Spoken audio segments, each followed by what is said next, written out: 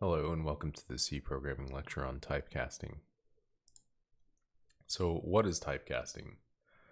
Well, a variable in C, when it's created, it has a type associated with it. So really a typecast is just a way to reinterpret the original value of the actual declared variable. So just like we've talked about before, all a type is a way to represent data.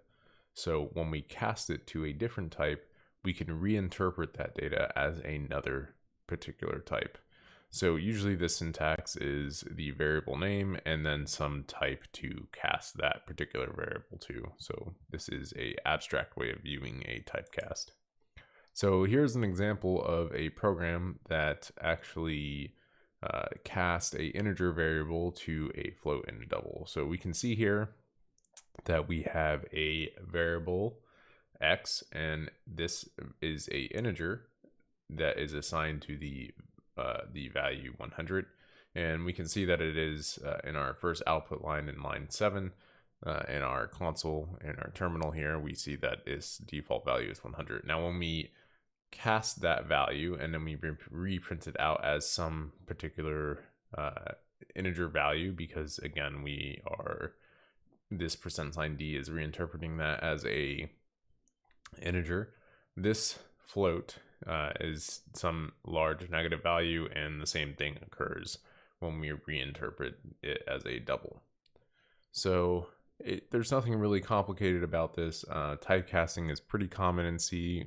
You can, store one value in a particular format and then typecast it to do specific things.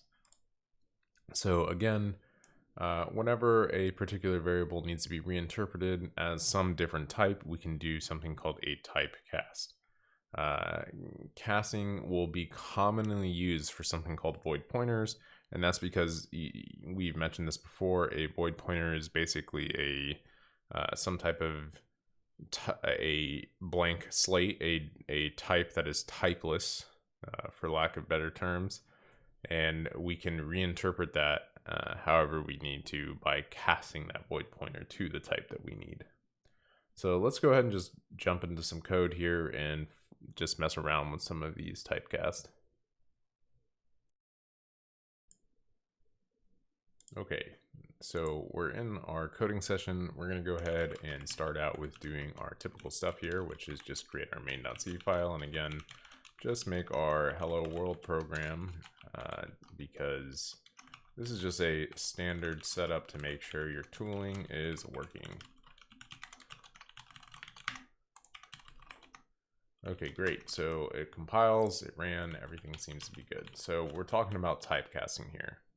So what I want to do is, in this particular case, I'm going to use char. So we're going to make a character, we'll call it C, and let's just assign that character to the variable, the variable C, which is of type character, to the value A. So what I'm going to do is I'm going to print out the character first. So we'll say C, %C for character, and the actual value passed in. So we're just going to go ahead and compile this program and gcc main.c a.out. So we'll see this is the standard output that we expect in this small program. So now what we're going to do is we're actually going to just reprint this out here. Just copy this guy and we'll say as an int, right? So what we're going to do is we're going to actually typecast this to an integer, and we're going to change this to a D. So let's go ahead and recompile this program, run it, and we can see 65. So one thing I want to do real quick is print out our Ascii chart.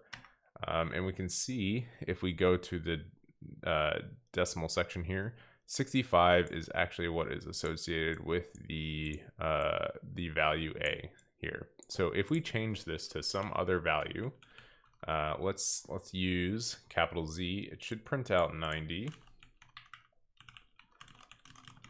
So gcc main.c a.out, and indeed it does. So this is a pretty simple example on as to how to typecast and how you can reinterpret your variables as different types. and the meaning of those particular things. This will be useful to us in later coding examples, and also if you work on other C projects or contribute to open source projects or something along those lines, you're going to see a lot of this type of thing occurring, a lot of typecasting, and particularly with pointers as well. So this is a very brief example of typecasting. I figured that using characters might give you a better insight into how they work, because this Ascii table that we looked at, again, Ascii chart here, gives us the actual decimal value associated with the character. So again, we're using the capital Z here, and we looked up inside this table. Here's capital Z. We see that the decimal value, which is an integer, is 90, and the actual character value is the capital letter Z. So again, if we for some reason did use something else here, we could do actually the opposite as well. So for instance, we'll keep this here nice and packed, and let's just go ahead and make a X, and let's do exclamation point. We say 33, right?